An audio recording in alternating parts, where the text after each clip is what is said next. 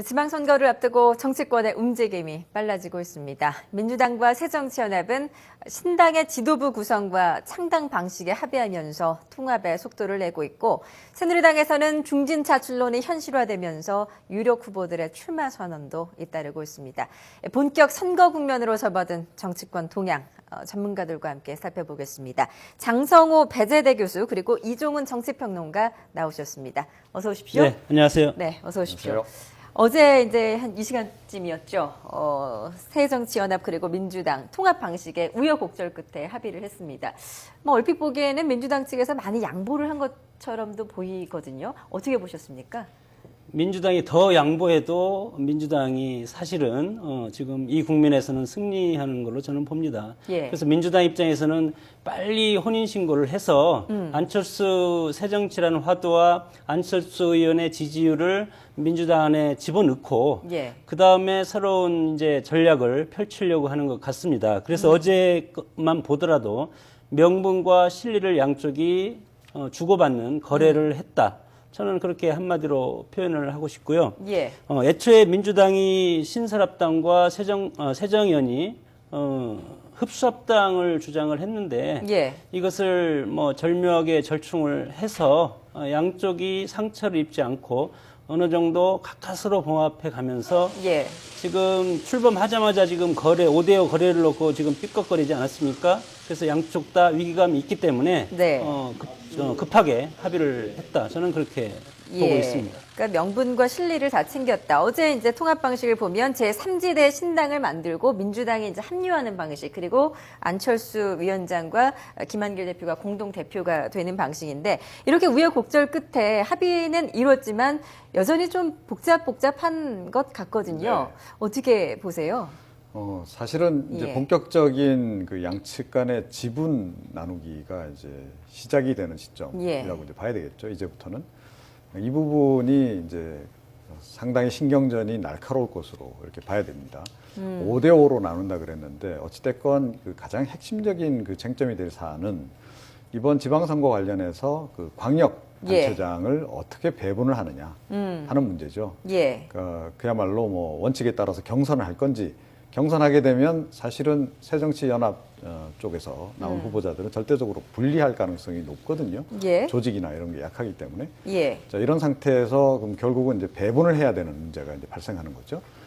그래서 민주당 쪽에서 벌써 나오는 얘기가 지분 나누기 식으로 진행되지는 않을 거다, 이렇게 지금 견제성 발언이 벌써부터 나오고 있는 거죠. 예. 그래서 그와 관련해서 어떻게 교통정리가 되느냐 하는 것이 그 양측 간에 가장 뜨거운 쟁점이 될 것 같고, 이것이 쉽게 교통정리가 안 된다 그러면 신당 창당 과정도 상당히 삐걱될 가능성이 지금 높은 상황이다, 이렇게 예. 봐야 될 것 같습니다. 지금 이제 말씀을 해주셨으니까 이제 광역단체장 후보 선출 과정에 대한 이야기를 좀 나눠보도록 하겠습니다. 말씀하셨듯이 민주당 측에서 워낙 인지도가 높은 인사들이 많고, 얼핏 보면 새정치연합이 조금 손해일 수도 있겠다는 생각도 드는데, 또 속을 들여다보면 또 그렇지만 또 않다고 하거든요. 어떻게 그 각 지역별로 좀 전망을 하시나요? 그 민주당 당원들이 60년 전통의 아주 극성이라고 하면 그렇고 열성적인 그런 당원들이 모여있는 당이 60년 전통의 민주당입니다. 여기에서 신생 정당까지도 못 갔죠. 정당을 만들지도 못한 예. 이런 안철수 의원 세력에게 과연 정상적으로 이것을 경선을 붙이면 게임이 되겠습니까? 예. 그래서 뭐 어제 편법으로 배심원제, 공론제 이런 걸로 편법으로 하겠다고 하는데, 여기에서 통합신당, 앞으로 나올 신당의 딜레마가 있습니다. 이것을 나눠먹기 하는 순간 새정치라는 화두는 이미 국민들로부터 심판을 받을 겁니다. 그래서 나눠먹기도 안 되고 전략공천도 안 되고, 그래서 앞으로 뭐 헤쳐나갈 것이 한두 개가 아니라서 저는 뭐 너무 제 머리도 아프고 예. 앞으로 이것을 안철수 의원이 어떻게 헤쳐나갈 것인가, 결과는 뻔하게 저는 보이지만 여기서 뭐 그것을 제가 전망할 수가 없고, 예. 앞으로 하여튼 어려운 첩첩삼중이 앞으로 기다리고 그러니까 있습니다. 정말 넘어야 할 큰 산이 남았다, 이렇게 네. 해석할 수도 있을 것 같은데, 어쨌든 이렇게 이제 통합 방식에 합의를 한 이상 경선 과정이나 경선 방식에 있어서도 좀 조정이 있지 않을까요? 네. 어떻게 전망하십니까? 조정이라기보다 경선 예. 룰을 놓고 양측이 또 한번 격돌을 할 것으로 이렇게 봐야 되겠죠. 예. 민주당은 사실은 이제 당원하고 그다음에 여론조사 5대5 정도를 지금 그동안 방식을 해 왔는데 예. 이럴 경우에 새정치연합 출신 후보자들이 좀 불리할 가능성이 높아서 그쪽에서는 뭐 사실은 그동안에 새정치연합 창당 과정에서도 논의가 있었습니다만 배심원단 제도라든가 또 완전 오픈 프라이머리나 또는 여론조사 100% 이런 예. 방식을 선호할 가능성이 높다 이렇게 봐야 되겠죠. 그래서 이 경선 룰을 조정하는 과정이 이제 상당히 좀 진통을 겪을 것 같고요. 예. 김한길 대표하고 그 안철수 의원 간에는 서로 묵시적인 합의가 좀 된 것 같아요. 그러니까 서울시장 같은 경우에는 박원순 현 시장으로 정리가 된 것 같고 경기도 같은 경우에는 그 김상곤 전 교육감으로 이제 서로 어떻게 보면 1대1로 나누는 거죠. 5대5가 이제 된 거나 다름없습니다. 수도권에서는. 그런데 이제 이미 출사표를 던진 후보자들이 많이 있지 않습니까? 이런 사람들이 반발할 가능성이 있죠. 특히 민주당 내에서 친노계 출신으로 출사표를 던진 사람들이 굉장히 반발을 하면서 그것을 내부적으로 정리를 해내야 되는 그런 문제가 있고 예. 이것이 정리가 잘 안 되면 제3지대에 이제 신당이 만들어져서 민주당이 합당을 통합을 하는 과정에서 또 그 반발해서 나가는 세력들이 또 생길 수가 있는 예. 그런 부분들이 좀 있는 거죠. 그리고 사실은 이번에 그 안철수 의원이 새정치연합을 출범시키면서 상당히 공을 들였던 것이 부산시장이 예. 아니겠습니까? 그래서 부산시장에서 야권이 만약에 후보 단일화를 해낼 수만 있다면 굉장히 이제 가능성도 높아질 수 있는 그런 국면이었는데 예. 이번에 이 통합 논의가 진행이 되면서 사실은 부산시장은 좀 물 건너간 것 같아요. 부산시장 선거 관련해서 새정치연합 쪽에 좀 지지를 좀 하려고 했던 그런 중도층에 있던 사람들이 대강 좀 떨어져 나간 것 같고 그래서 그 지역은 좀 포기하라는 그런 분위기로 지금 갈 수밖에 없는 상황이 되지 않았나 이렇게 생각합니다. 부산 쪽은 조금 어렵게 됐다. 이런 네. 분석을 내주셨는데 어떻게 보세요? 뭐 경선보다도 저는 지금 이제 당명 가지고도 지금 양측이 신경전을 벌이는데 예. 안철수 의원 측에서는 민주당을 개혁의 대상으로 보기 때문에 민주라는 단어를 빼자고 그러는 거 아닙니까? 예. 그래서 새정치미래연합당으로 이렇게 지금 제시를 하는 것 같고 그것을 민주자를 빼면 전통적인 민주당 당원들이 또 가만히 있지 않을 것이고 잘못하면 호남의 새로운 민주당이 또 탄생할 수도 있습니다.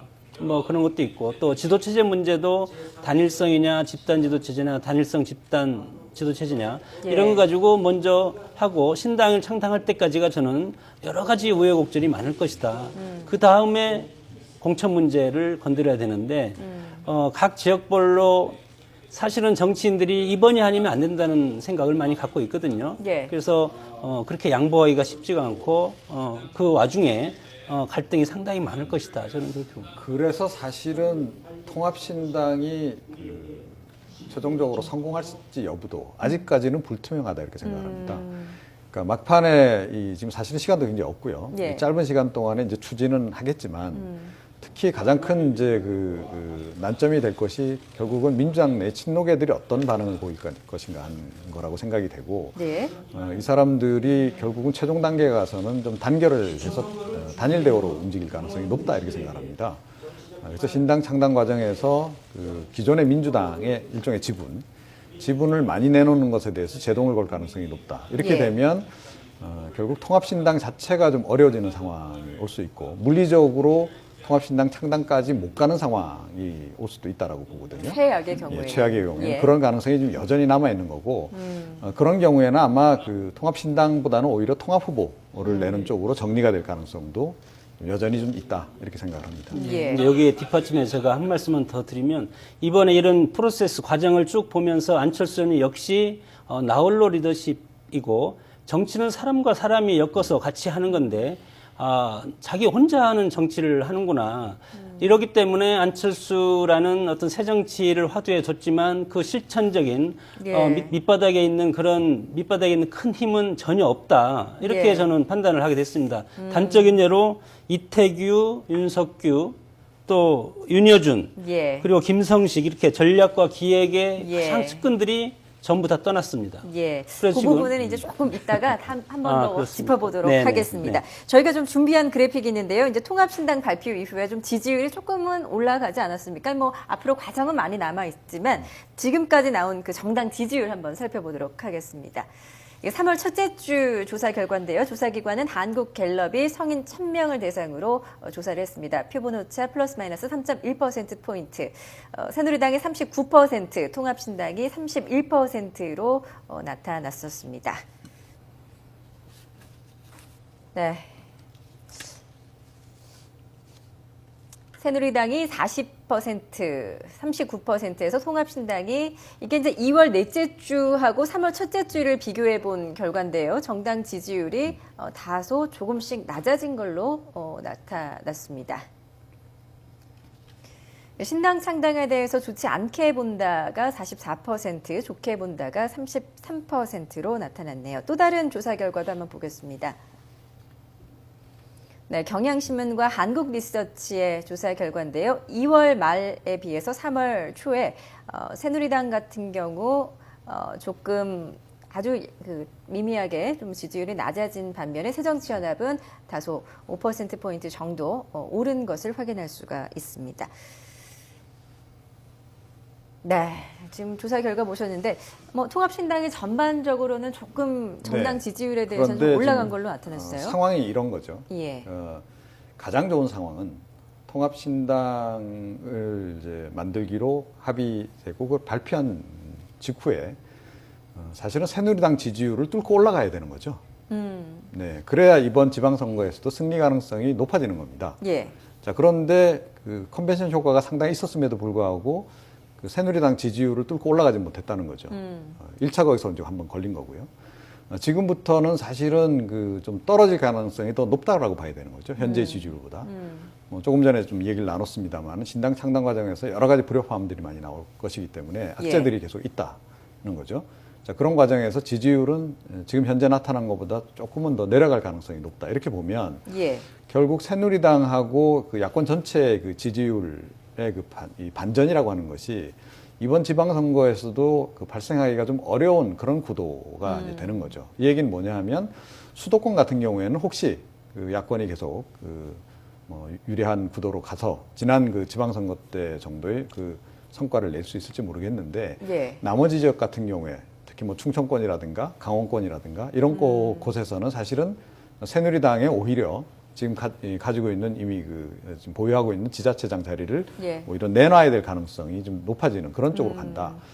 제가 이제 이번에 그 통합신당 그 창당 발표 직후에 이 자리에서도 말씀을 드렸는데 사실은 그 통합 그 결의를 통해서 가장 그 야권이 겨냥해야 될 1차적인 목표는 지난 대선 때 만들어진 52대 48 구도를 다시 뒤집어서 48대 52 정도로 만드는 것이었다라고 저는 보거든요. 근데 이번에 그걸 실패했는데 여론조사 결과에서도 여실히 그게 지금 입증이 되는 게 아닌가 이렇게 생각합니다.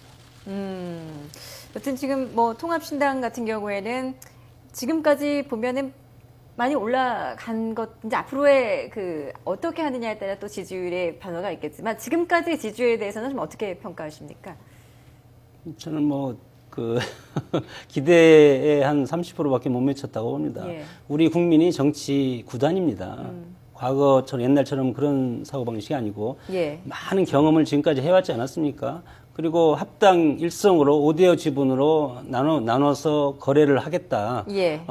그 한마디에 국민들은 이미 희망, 기대 이런 것을 상당히 접은 순간이 그 순간입니다.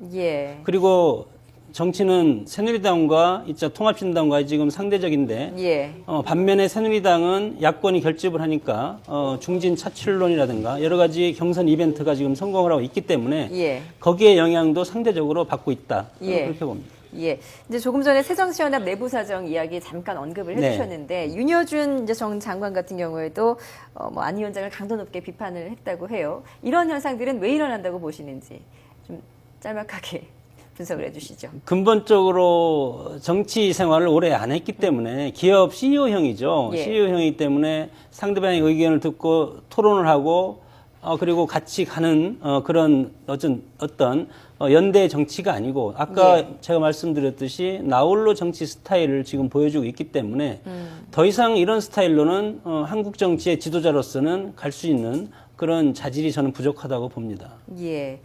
알겠습니다. 지금까지 야권 이야기 주로 많이 했는데요. 아마 새누리당 이야기도 조금 해봐야 될 것 같습니다. 일단 뭐 경선 일정 다가오면서 새누리당 내에서도 참 잡음이 끊이질 않고 있는데요. 일단 뭐 광역단체장 경선 원칙 100% 여론조사만으로 하자라고 흘러나온 지역이 제주, 인천, 울산이었었습니다. 네. 그렇지만 이제 오늘 또 소식을 보니까 그 상향식 공천 그대로 진행하겠다. 지도부가 이제 거듭 밝혔는데 네. 이 각 지역별로 좀 어떤 배경들이 있어서 이런 이야기가 오고 갔던 건지.